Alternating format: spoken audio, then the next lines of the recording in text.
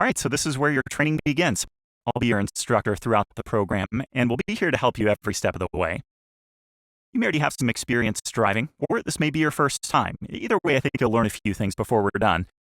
We'll start on this test track and practice some basic skills before we get on the road.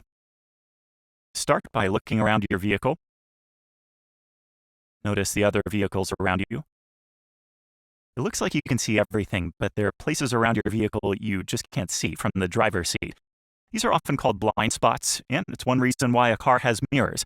If you set them correctly, you can eliminate many of those blind spots. Here, I'll show you. So you start by setting the rear view mirror so you can see as much of the rear window as possible. It should look something like this. Then set the side mirrors as far out as you can, but where you can still see the side of your car, like this.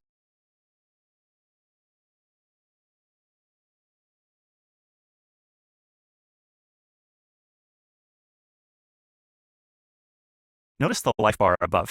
This is how you can keep track of your score during each lesson.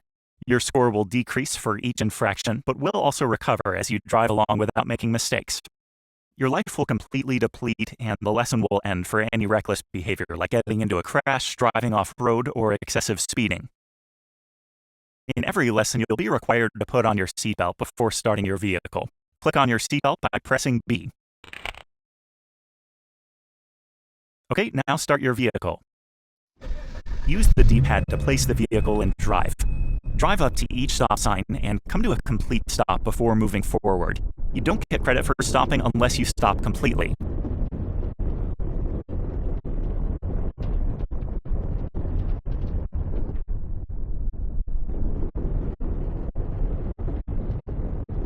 All right, now let's practice steering. Follow the path around these barriers and, try not to hit anything.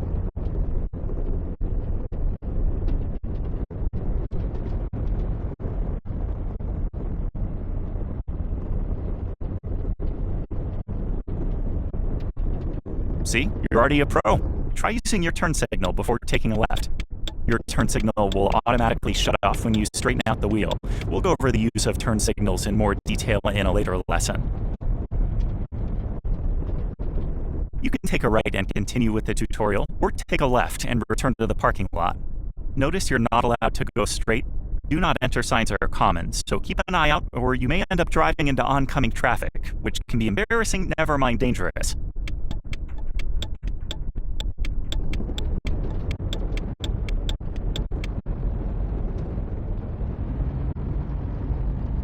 There are many road signs you'll need to become familiar with.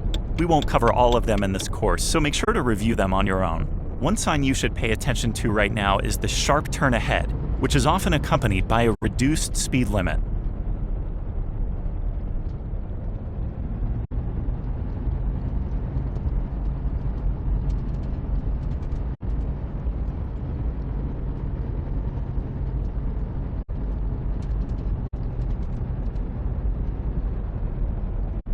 In addition to road signs, there are also markings on the road that you'll want to pay attention to. A solid yellow means the other lane is for oncoming traffic and you shouldn't cross it.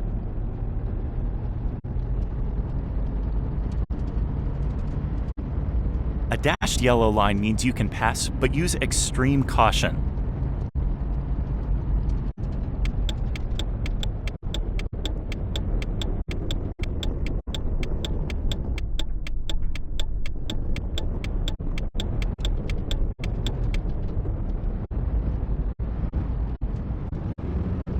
A dashed white line means there are two or more lanes going in your direction, but there will still be a solid yellow line between you and any oncoming traffic lanes.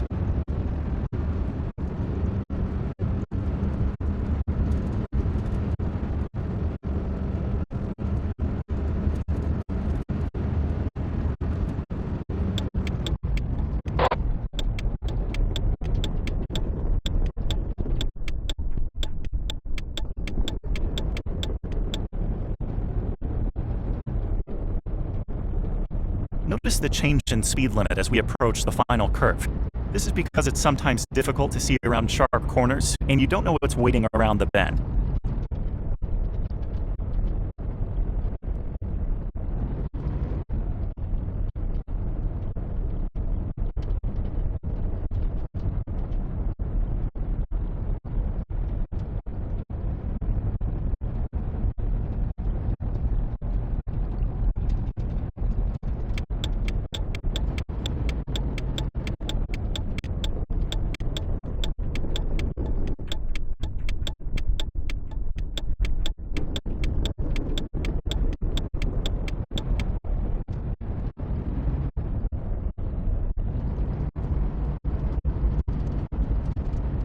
Alright, up ahead we'll try some parallel parking. Many people are uncomfortable with parallel parking, and it can be tricky, but I'll show you how to do it perfectly every time with 3 easy steps. Okay, step 1, pull up alongside the car in front of the space where you want to park. There are markings on the pavement so you know where to stop. Step 2, put the car in reverse. This overhead view should help. Turn the wheel to the right and point the rear of your car into the space. Step 3, continue backing. When your front bumper clears the other car, turn the wheel back to the left and continue moving back until your entire car is in the space. Check the overhead view to see if you've pulled all the way in. And if you find yourself not lining up, just pull back out and start over. Don't force it. It's better to try it a few times than to risk hitting another vehicle. When you're done practicing and ready to leave, simply turn the wheel to the left and pull out the same way you came in.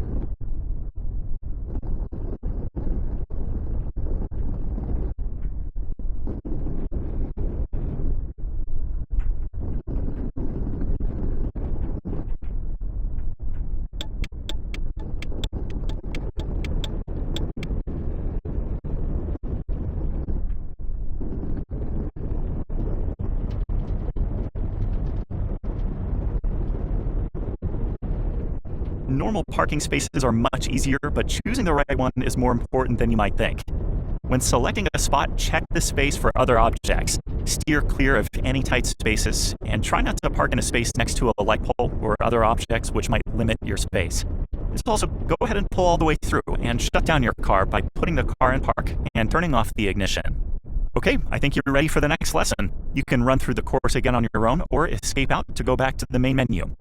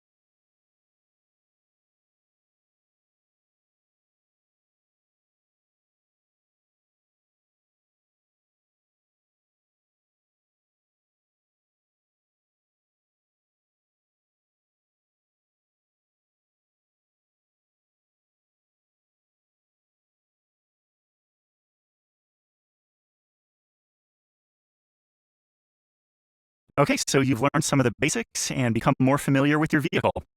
Now for the most important lesson. It's a simple rule. Don't hit anything or anyone with your car. Might sound obvious, but think about it. If you can avoid hitting other objects and keep them from hitting you, you have all but eliminated being involved in a crash. Let me show you what I mean. Start your vehicle and take a right out of this parking lot.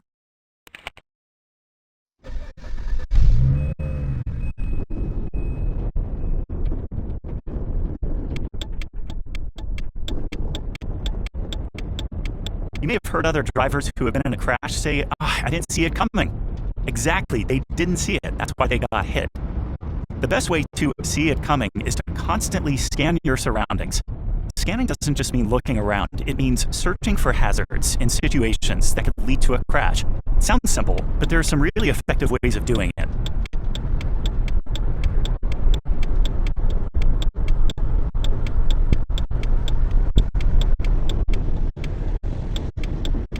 When scanning, follow this pattern. Look in front of you for things you have to react to immediately. then further down the road for any upcoming hazards. Look to your left, also checking your left mirror.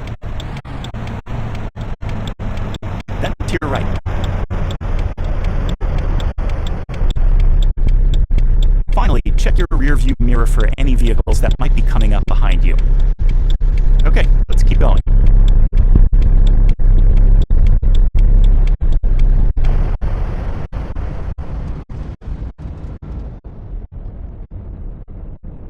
Scanning should be done continuously. You still focus most of your attention straight ahead, but rotate through all other areas every few seconds. You may need to think about scanning at first consciously, but after a while, it'll simply become a habit.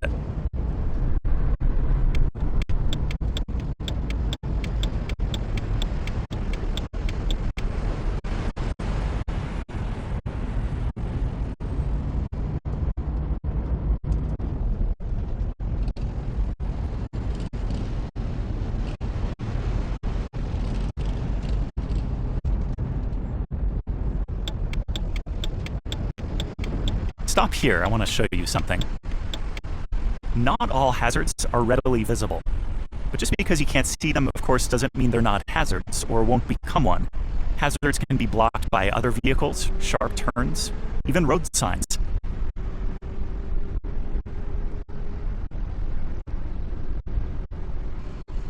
For instance, that bus to the right might be blocking a number of pedestrians.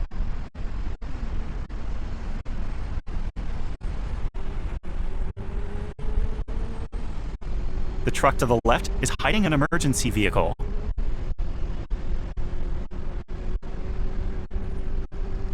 And small objects like motorcycles and bicycles are easily hidden.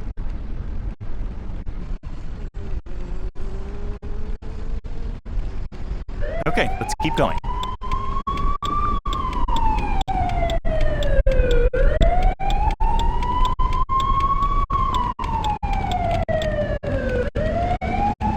As you become more experienced, you'll get better at identifying these hidden hazards.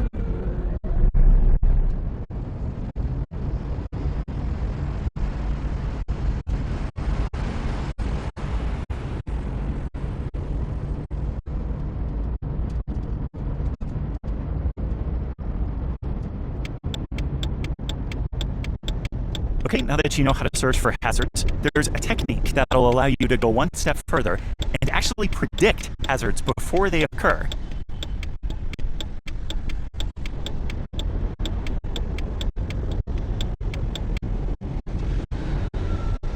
Some objects might not look like hazards, but might display clues that they're about to become one. If you look carefully, you can spot some of these clues.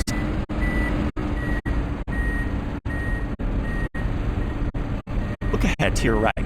Notice the SUV with its wheels turned out and brake lights on. This may be an indication that the car is about to pull out.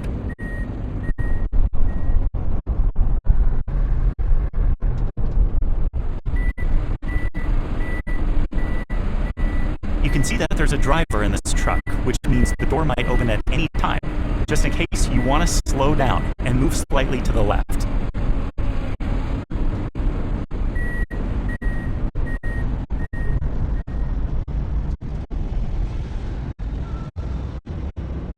In some areas, you wouldn't expect to see a pedestrian, but the presence of a bus, emergency vehicle, or delivery vehicle might mean there's a pedestrian in the area and perhaps on the road. More often, pedestrians are being struck and killed because they were distracted.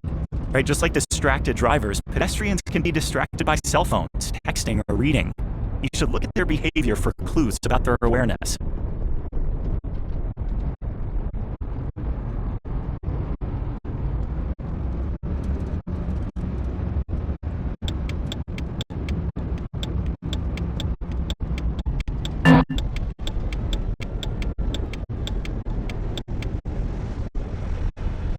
There's another tool that's often overlooked, your hearing. You'll be surprised how much you rely on your hearing to know what's going on around you.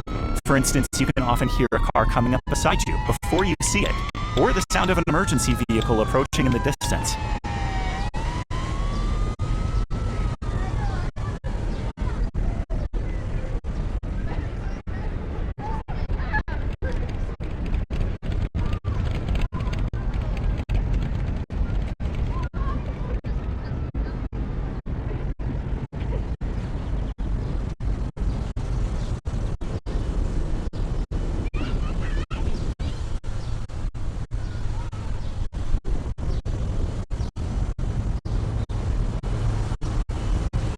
take advantage of all your senses.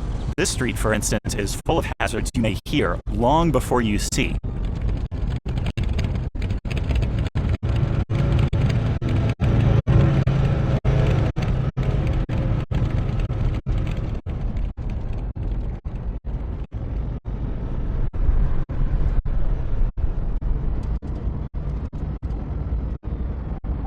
Go ahead and pull over in front of any of these houses. Then shut down your car. Continue using these scanning techniques throughout this course. Use both your eyes and your ears to help identify hazards.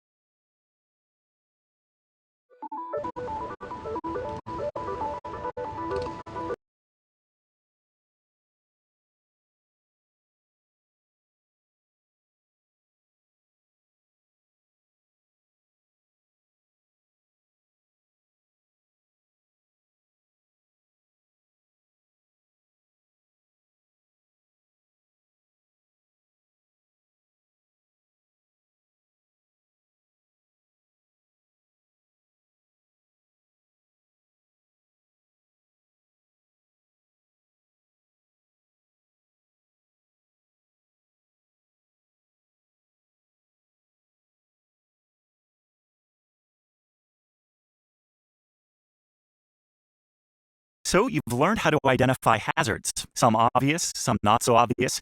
You've even learned the first step towards anticipating hazards. But what happens when things don't go as planned? How can you prepare yourself for the unexpected? Well, let's get out of here and I'll show you.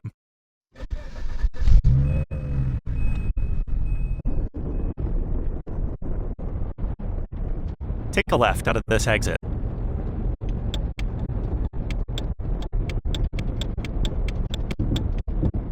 Stop here and look left before pulling out. Okay, you're clear to go because this car is turning into the gas station, right? Well, what if he doesn't turn and you decide to pull out?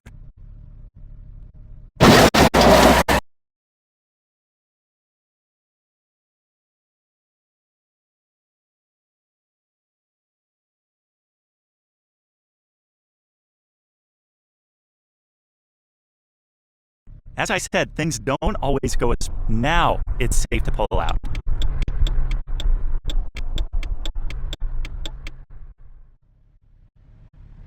One way to prepare for the unexpected is to use a technique called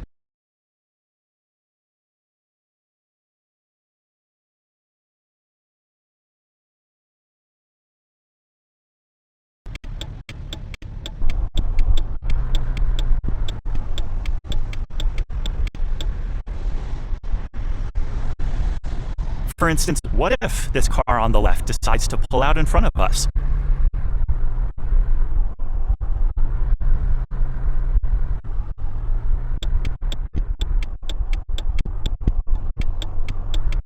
What if this car decides to stop suddenly because the light turned yellow? What if this car pulls out in front of you?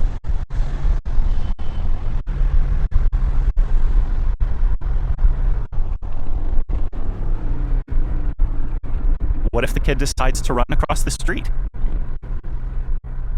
Stuff like this happens all the time.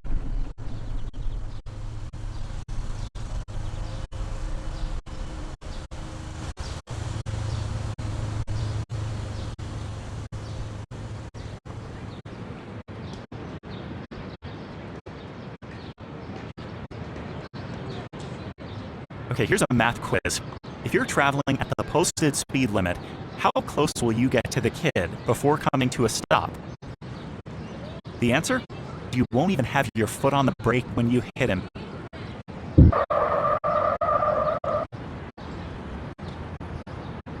Well, even if you were paying full attention to the road, it takes several seconds to recognize what's going on, determine if it's a hazard, decide on the appropriate response, and to move your foot from the accelerator to the brake. So, how do you give yourself more time to react? The obvious would be to stay alert and drive slower in busier areas. But there's another technique that can reduce your reaction time. It's called covering the brake. Here's how it works. When you approach a busy area, instead of keeping your foot over the gas, rest your foot gently on the brake pedal, but do not depress it. You're not actually slowing down, but you're ready to at any moment. This technique can give you a few moments more to react to a situation should it occur.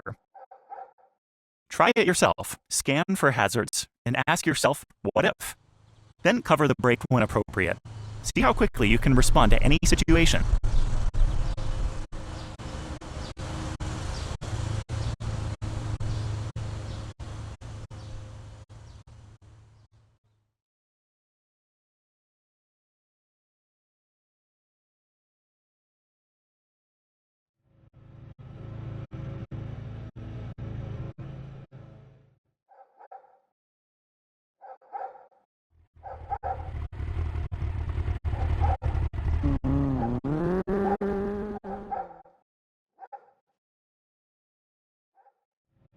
Okay, I think you got it. Pull over by any of these houses and shut down your vehicle. At first, you might have to make a conscious effort to think, what if? But as you get a little more experience, it'll happen more naturally.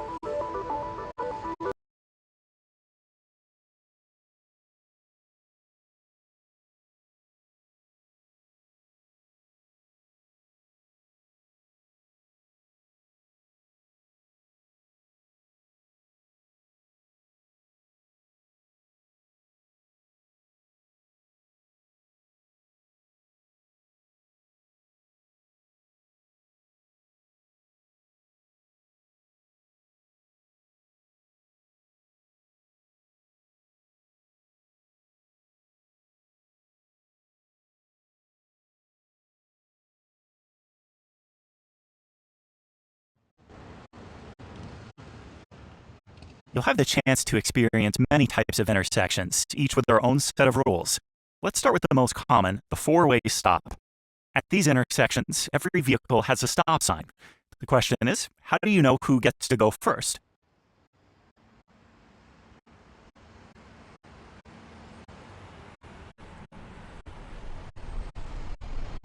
The rule is simple. The first one to arrive gets to go first, then the second, then the third. It's important then to pay attention to the order in which the vehicles arrive and come to a stop. Looks like you're number 4. Let's get back in the car. When it's your turn to go, drive straight through the intersection. If you're ever unsure whose turn it is, it's safer and more courteous to let the other driver go first. Try to make eye contact with the other driver and use a hand gesture if possible.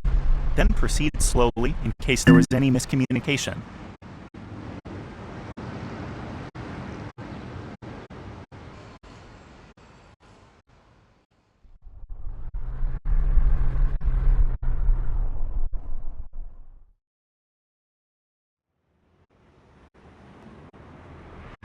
Try this on your own. Pay attention to the order in which the other vehicles arrive, and proceed through the intersection when it's your turn.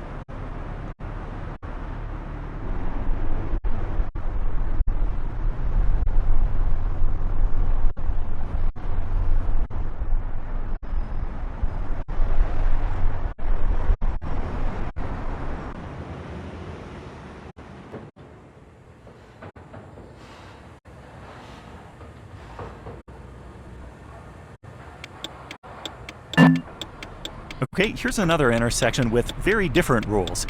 Notice the other vehicles don't have a stop, only you. In this case, you have to decide when it's safe to pull out. Make sure you use your turn signal to let other drivers know where you're headed. A very common crash occurs when you assume the vehicle in front of you has pulled out and you are still looking to the left.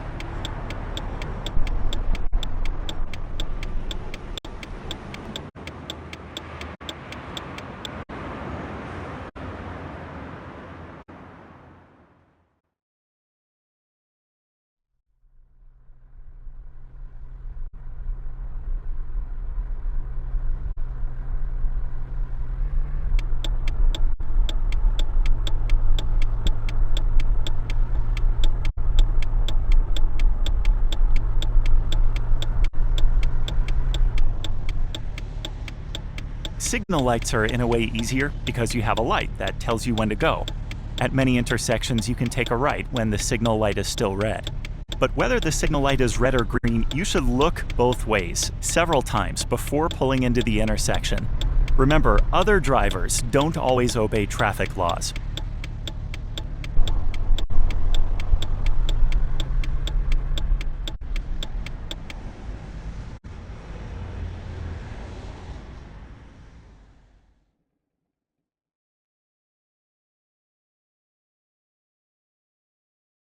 It's good to leave at least one car length between you and the vehicle in front of you. That gives you room to move around the car if you have to. When the light turns green, you may be ready to take off, but it's safer to wait a few seconds before moving forward. You don't want to be the first one in the intersection if you can help it, because all it takes is for someone to try and beat the light and... Let's clear up this mess. Okay, let's keep going.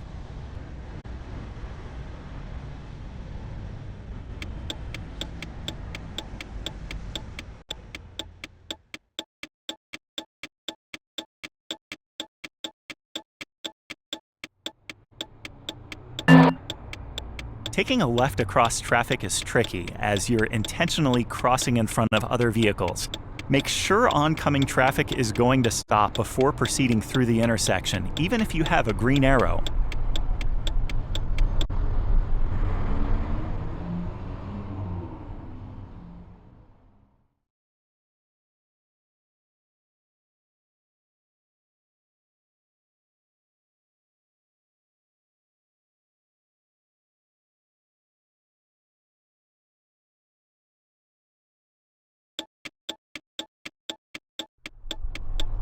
Roundabouts are unique intersections. They're designed so you don't have to stop, but you do have to yield to oncoming traffic, as those vehicles already in the roundabout have the right of way. Merge in when it's safe, and look for your exit.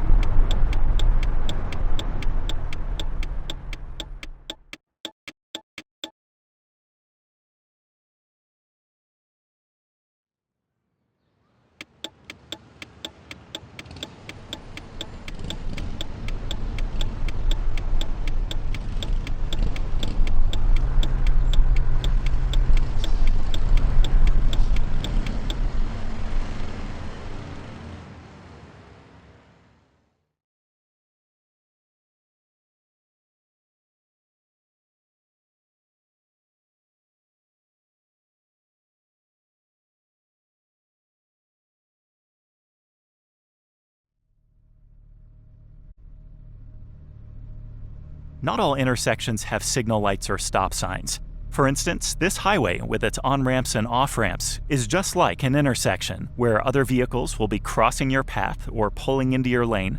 Just note you may need to stop for other vehicles even if you have the right of way.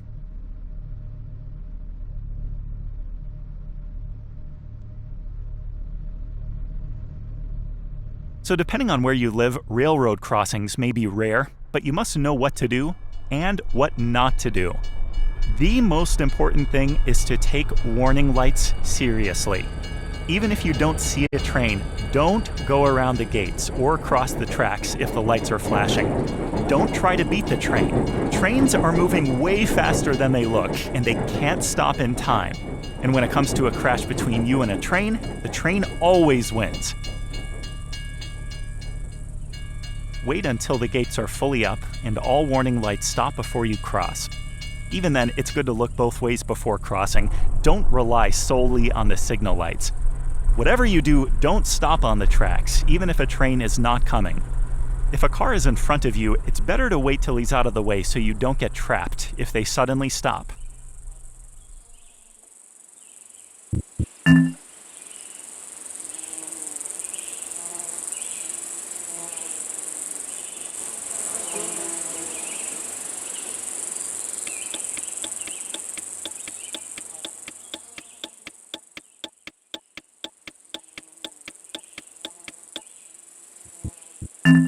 Pull over here and shut down the car. I know that it was a lot to learn, but you'll have more time to practice intersections. Bottom line, use caution at all intersections, look both ways, and use your turn signals. And don't assume other drivers will always obey the rules.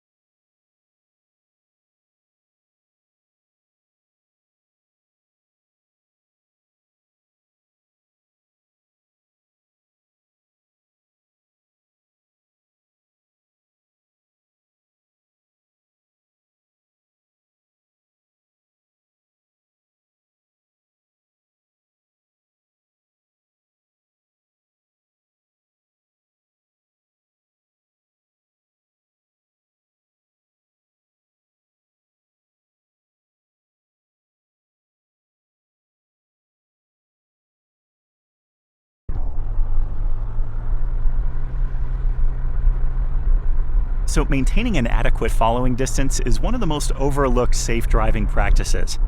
The recommended following distance between you and the vehicle in front of you is 4 to 6 seconds, and that's in good weather. Add in wet roads, poor visibility, and other factors, and that recommended following distance can go up to 8 to 10 seconds. If that seems like a long way back, it is. Or at least it'll look like it is. Yeah, sure, you can tailgate someone, and as long as traffic keeps moving, no problem, but things can change suddenly. As I mentioned before, it takes longer to stop a vehicle than you might think. It takes approximately 1.5 seconds to recognize a hazard and begin pressing the brake. That's because in any given situation, the driver must first see the hazard, second, identify it as a risk, third, decide if braking is the correct response, and then finally move the foot from the gas to the brake. The 1.5 second response time assumes you are paying full attention to the road and not distracted, which can add several seconds to your response time. Keep this in mind, this is not how long it takes your vehicle to come to a stop.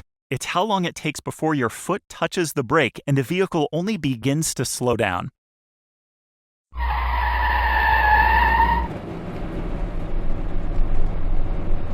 If you don't leave enough distance, you're actually in danger of being hit twice. Whether you hit the car in front of you or not, by stopping short, you're now in danger of being hit from behind. Leaving enough space for you to slow down also leaves enough time for the vehicle behind you to stop.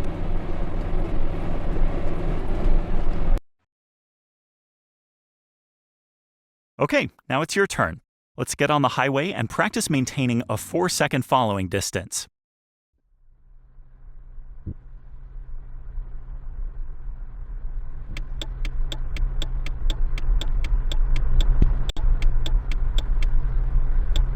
This might help until you get a feel for what 4 seconds looks like. If you find yourself too close to the vehicle in front of you, just back off slowly.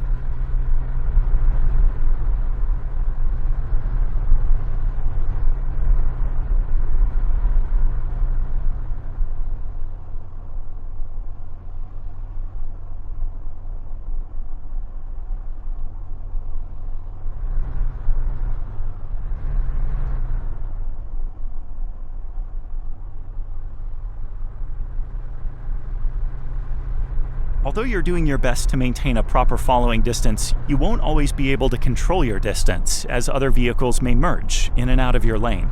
What's important is that you're aware of your distance and you're continuously and safely making adjustments to your speed.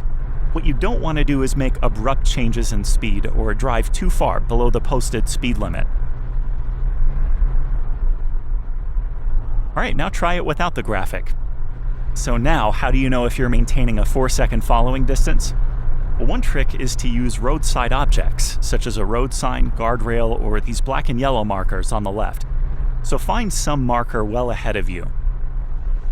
When you see the vehicle in front of you pass that marker, begin counting, and continue counting until your vehicle passes the same marker.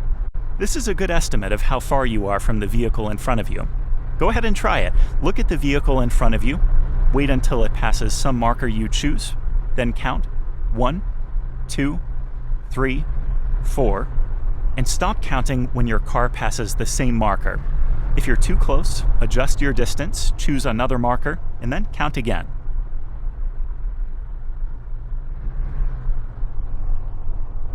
You won't need to use this technique all the time, just when you need to check if you're far enough back. Also, this technique can be very useful, but don't ignore the other vehicles around you.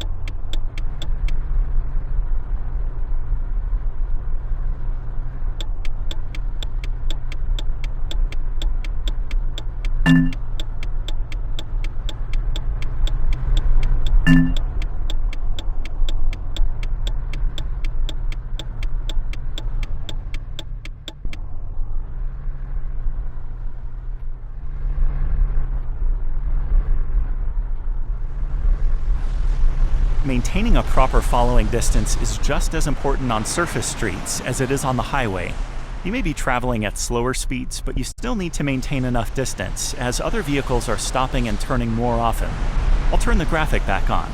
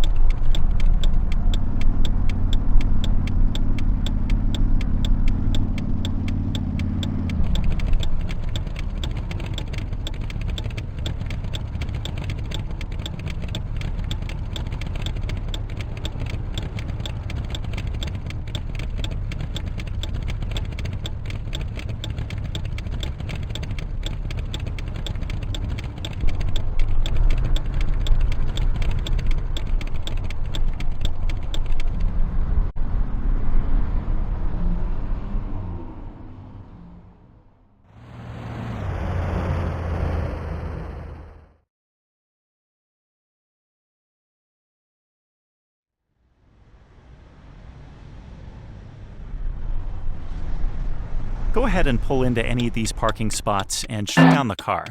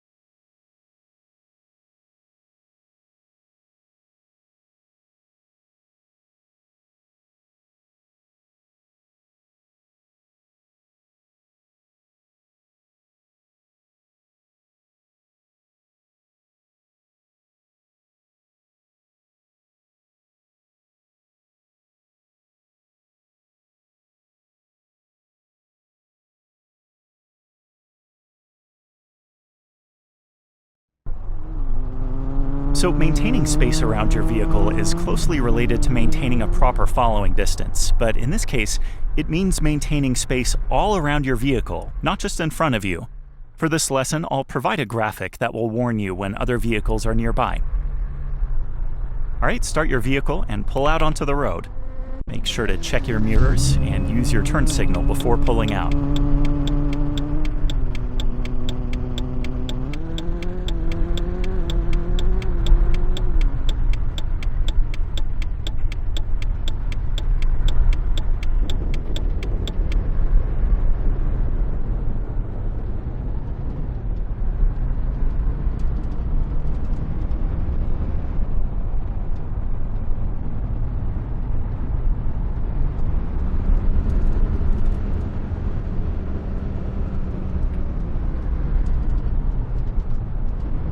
In the previous lesson, you learned the importance of leaving enough space between you and the vehicle in front of you in case you have to stop suddenly.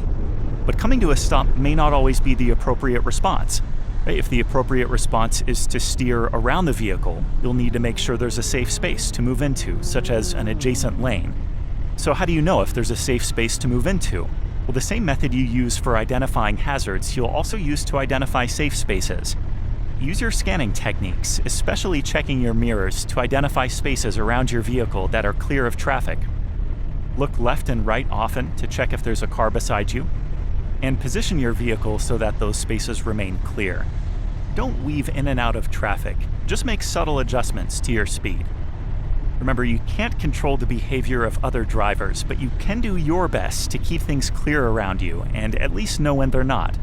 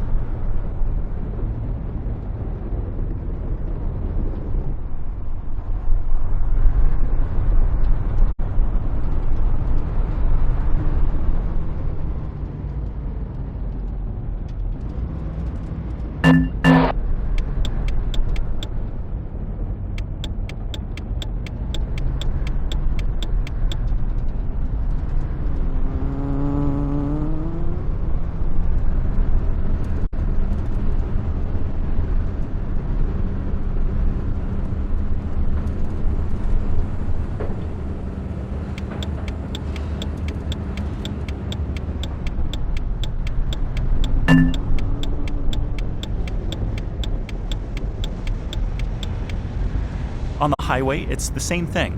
There's no telling when you might have to change lanes quickly, so make sure you always have a clear space around you.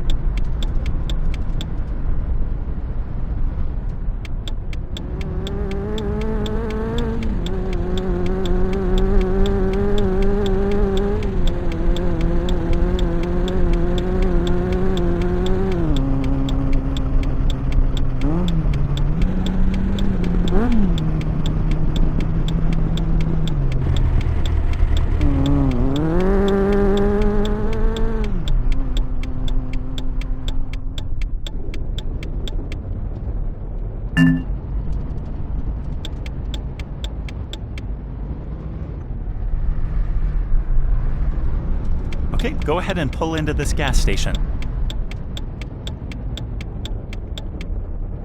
Shut down your vehicle when you find a good place to park.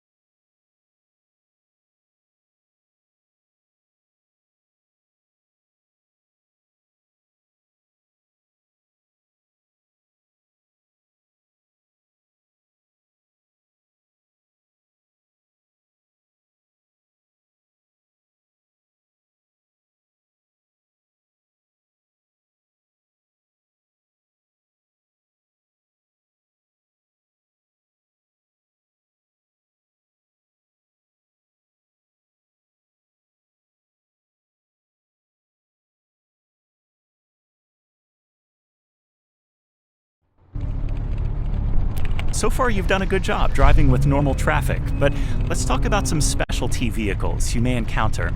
So there are certain types of vehicles you'll want to pay special attention to, such as bicycles, motorcycles, emergency vehicles, and buses, each with their own set of behaviors. Bicycles and motorcycles are unique vehicles. Not only are they more vulnerable in a crash, but because of their smaller size, they can be difficult to spot. A bicycle or motorcycle can readily be hidden by another car. They also more easily fit into your blind spots. And even when you can see them, it may be difficult to determine their speed or predict their actions because they're capable of different maneuvers than other vehicles.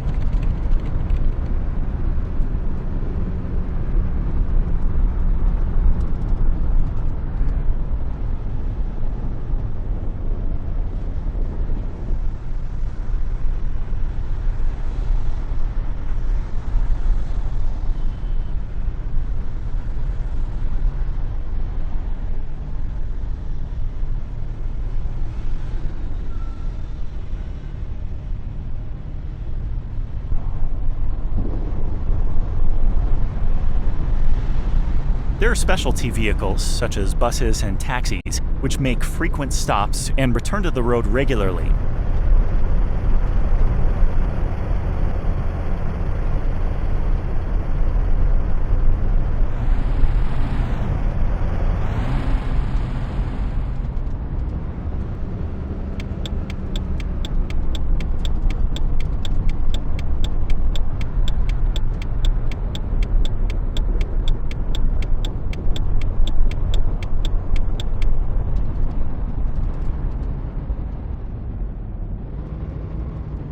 There are specific laws regarding some specialty vehicles, like with school buses, for instance. You are required to stop when its lights are flashing, and you cannot continue until the bus's stop sign is retracted and the lights are turned off. You may continue once the bus shuts off its lights, but still keep an eye out for children.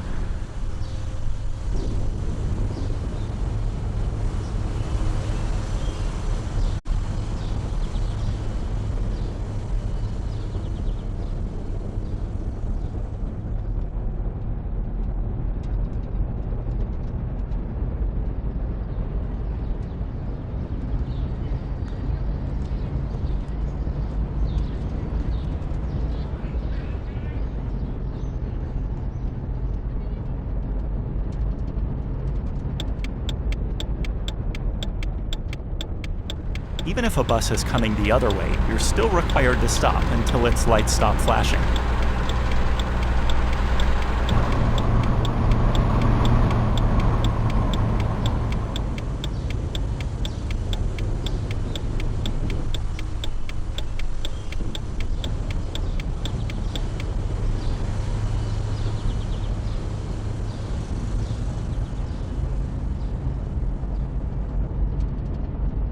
Postal vehicles have a special purpose that requires them to make frequent stops and drive outside the flow of traffic. In addition, postal workers often have to exit their vehicle, so when approaching a postal vehicle, keep an eye out for the driver as well as the movement of the vehicle. Give them plenty of room by slowing down and moving over as far as possible.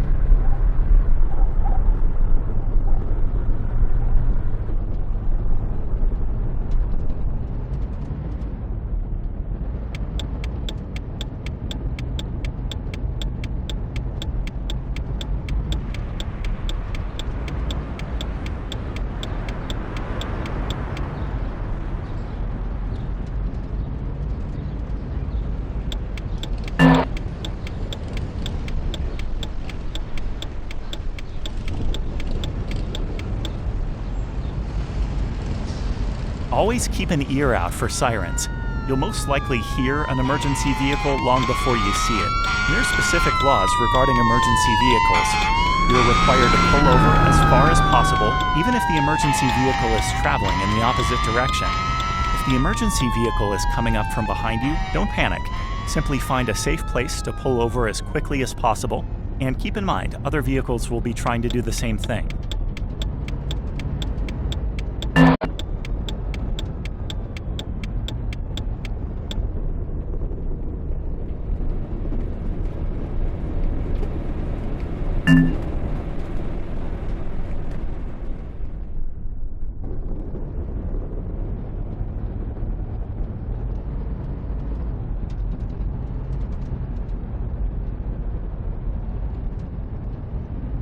Trucks offer a special challenge. They're big, so they're easy to spot, but in turn, their size makes it difficult for them to see you. Trucks have blind spots, some of which are large enough to completely hide your vehicle from the driver's view. Take a look at the graphic. These blind spots are often referred to as no zones because they're areas you want to avoid. There are times, of course, when you need to enter a no zone in order to pass. When you do, spend as little time there as possible. Try passing these trucks. Pass through the no zone quickly, but without speeding.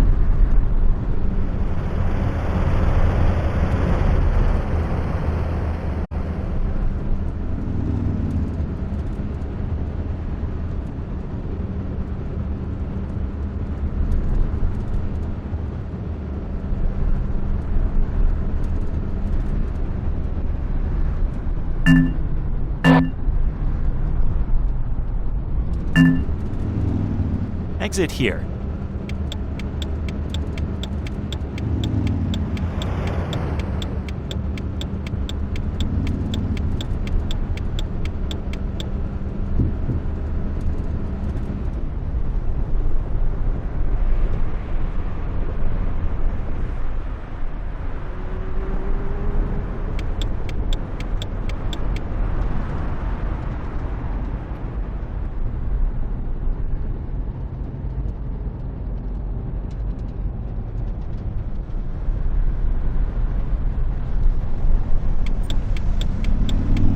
Especially in cities, you'll often find delivery trucks double parked.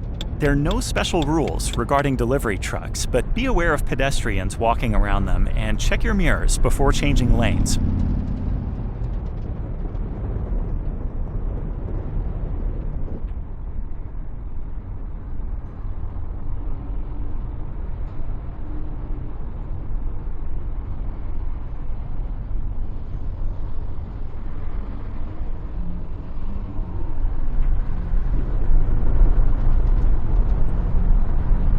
Alright, pull over here and shut down your vehicle. Pull over as soon as you can. Remember to follow the specific laws regarding emergency vehicles and school buses. For all other special vehicles, be aware of the way they move and the best way to act around them.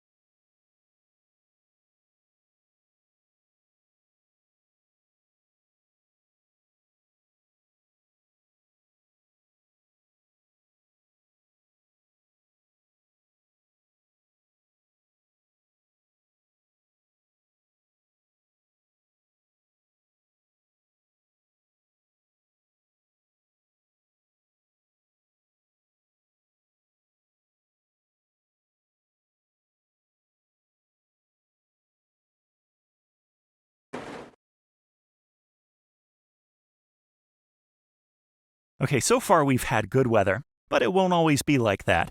Depending on where you live, you may experience a variety of weather and road conditions. Let's head out of this parking lot and I'll share some tips on what to do when you experience different weather conditions.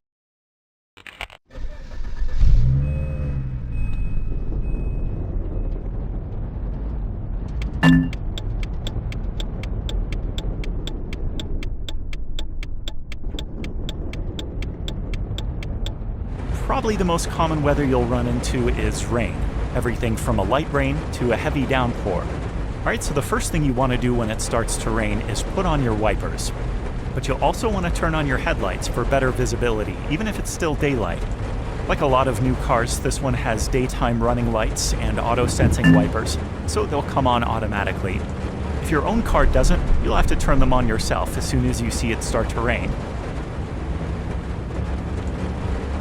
Rain not only makes it harder to see, but also affects the traction of your tires. This means you won't be able to stop, right, or make turns as quickly. When it rains, slow down and give yourself a little space around your vehicle.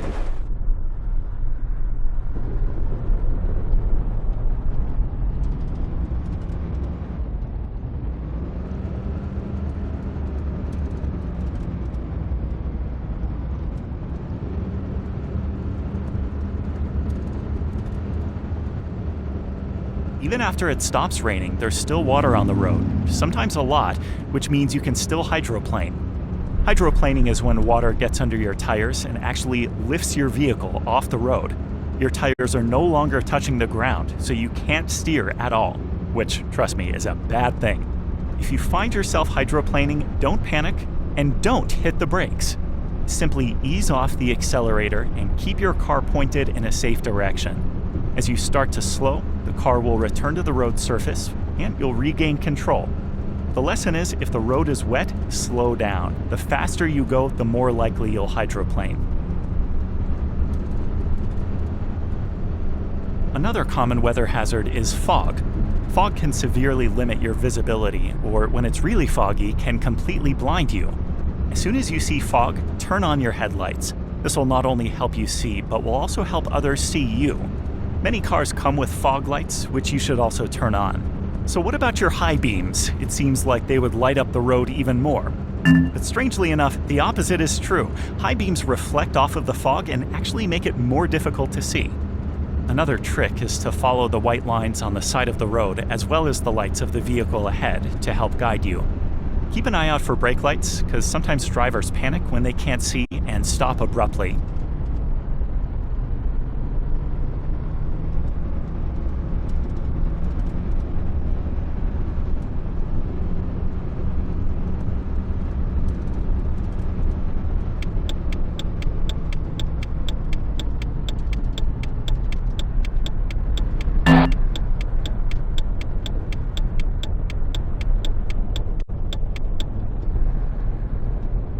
Obviously, snow and ice are very slippery. You'll have to be careful when braking, but also when accelerating.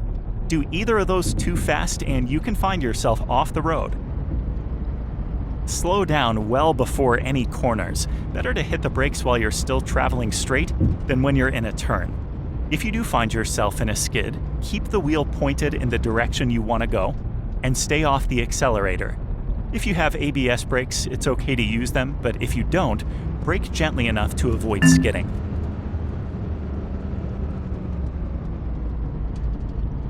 So anytime the temperature reaches near freezing, there's the potential for black ice.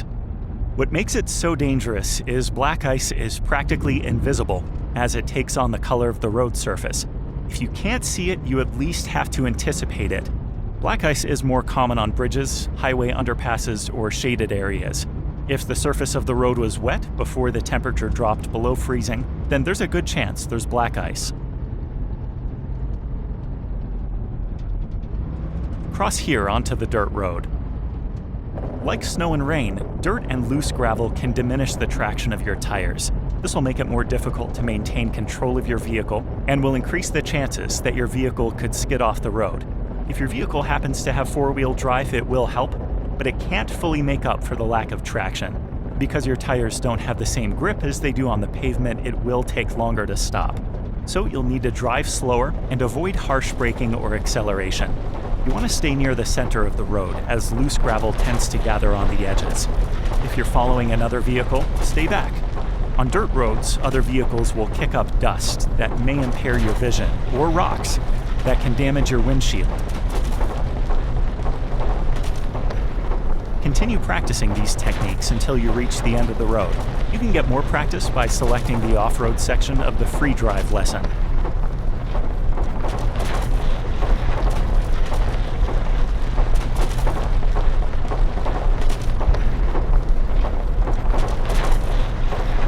Stop here and shut down your car. As you can see, there's a wide range of weather and road conditions. What most of them have in common is reduced visibility and reduced traction. Your goal is to maintain control of your vehicle at all times by slowing down to an appropriate speed and avoid making any aggressive moves.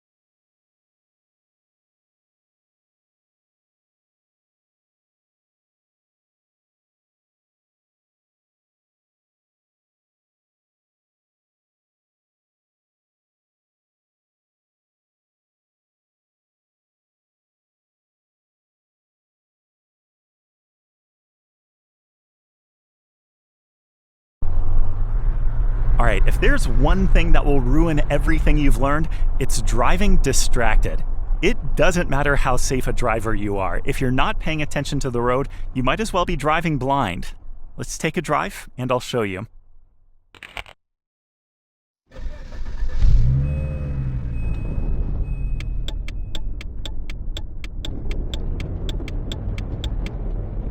Look, it's easy to become distracted while driving. There's this expectation that you'll respond immediately to any incoming text or call, even if you're driving. But you have to learn to resist that urge because the consequences are too great. So why is driving distracted so dangerous? Well, when responding to a text, you may not think you look away that long, but a few seconds is a long time when driving. Lots of things can and do change. And if something does happen when you're not looking, you won't even see it coming.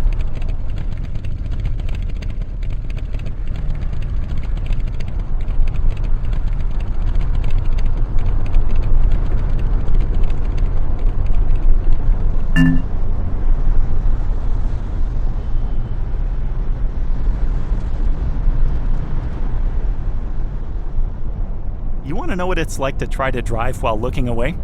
Let me show you.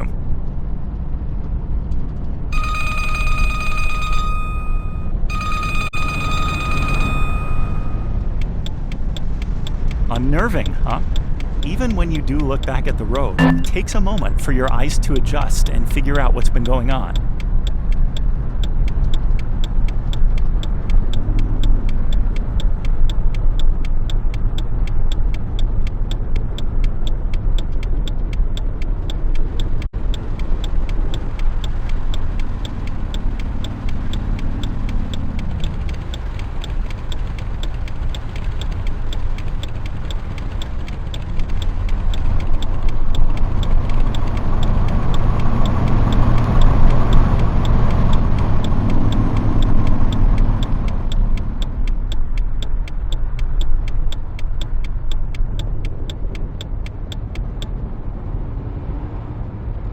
So for demonstration purposes, I'll allow you to become distracted by using the phone. Oh, and by the way, never try this in a real vehicle.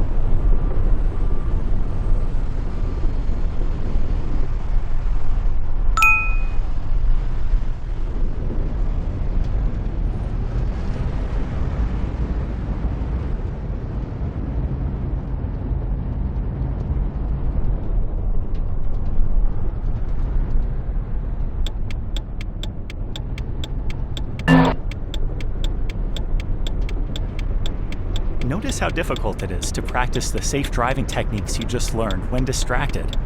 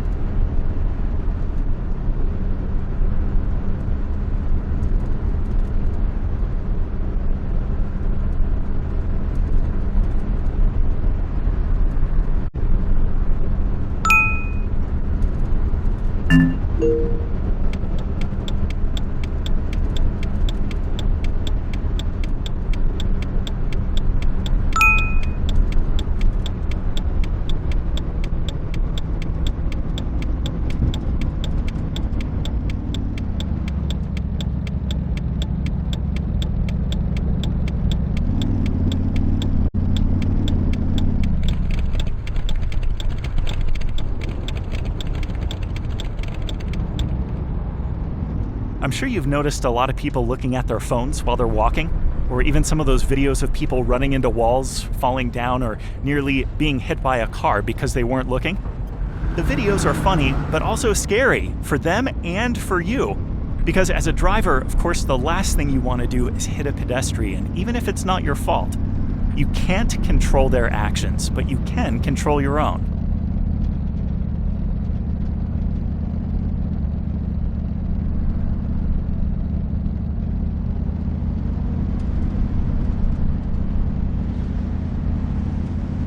I know it's tempting, but you must resist the urge to respond to incoming calls and texts. The conversation can wait. And if it can't, get off the road and find a safer place to have the conversation. Pull over here and shut down your car.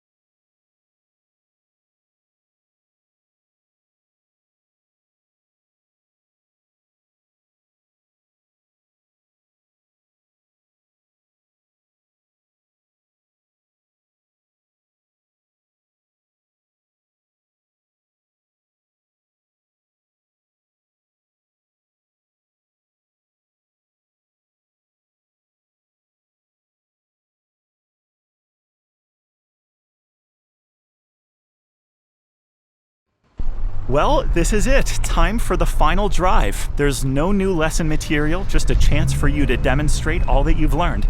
Here's the challenge. There are waypoints throughout the world. Find and enter each one. There's no time limit and no extra points for doing it quickly, but you will be scored as you were in other lessons, and the lesson will end when you've reached the last waypoint. Hey, good luck!